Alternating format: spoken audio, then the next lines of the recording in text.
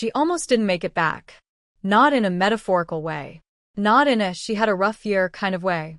Literally, her body was shutting down and the world had no idea. But here's the thing. When Selena Gomez finally did come back, she came back differently. Quieter in some ways. Louder in others. And what she had to say changed everything people thought they knew about her. This is the story of revival. The album, the tour, the breakdown nobody saw coming, and the conversation with Zane Lowe that cracked her wide open in front of millions. Let's go back. It's 2015. Selena is 23 years old. On paper, she has everything. Hits on the radio. Millions of fans. A face on every magazine cover. But behind closed doors? She's exhausted. Not the kind of tired you fix with sleep. The kind that settles into your bones and doesn't leave. She'd spent the better part of a decade being Selena Gomez, the brand, the image, the product. Disney's golden girl. The pop star. The ex-girlfriend. Every part of her life had been filtered through what other people needed her to be. And somewhere in all of that, she lost herself. Revival wasn't just an album title. It was a confession. When the first single dropped, people noticed something different immediately. This wasn't the girl from Come and Get It. This wasn't the bubbly, untouchable pop princess. The voice was raw. The lyrics were personal in a way that made you feel like you were reading her diary without permission.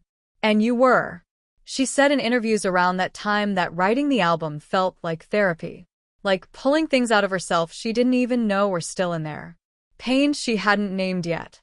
Feelings she'd been performing her way around for years. The album debuted at #1. But here's where the story gets complicated. The Revival tour launched in 2016, and from the outside, it looked like a triumph. Sold-out arenas. A visually stunning production. Selena commanding the stage in front of tens of thousands of screaming fans every single night. But halfway through the tour she stopped. Just stopped. She announced she was canceling the remaining dates. The official statement mentioned anxiety and depression. The internet predictably exploded. Some people were supportive. Others were cruel in the way only the internet can be.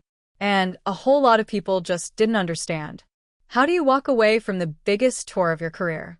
How do you do that? Here's how. You do it when the alternative is collapsing on that stage. You do it when your body has been sending you warning signals for months, and you've been ignoring every single one. You do it when you finally choose yourself, maybe for the first time, over the show. What most people didn't know yet was that Selena was dealing with something far bigger than burnout. She had lupus, a disease that had been quietly waging war on her body for years. And it was winning. The kidney transplant happened in 2017. Her best friend, Francia Reisa, donated her own kidney. Let that sink in for a second. A 25-year-old woman, at the height of her career, receiving a kidney from her best friend just to survive. She shared the news on Instagram with a single photo. No long caption. No press release. Just the truth, laid bare. The tour may have ended early. The tabloids may have had a field day. The internet may have had opinions it had no business having. But Selena Gomez is still here. Still making music. Still showing up for her fans. Still using her platform to say the things that matter. Still, and this is the part that doesn't get said enough, still healing. And maybe that's the most powerful thing anyone can do. Not the perfect comeback. Not the flawless performance. Not the #1 album or the sold-out arena. Just the decision to keep going. Honestly. Imperfectly. On your own terms. That's revival.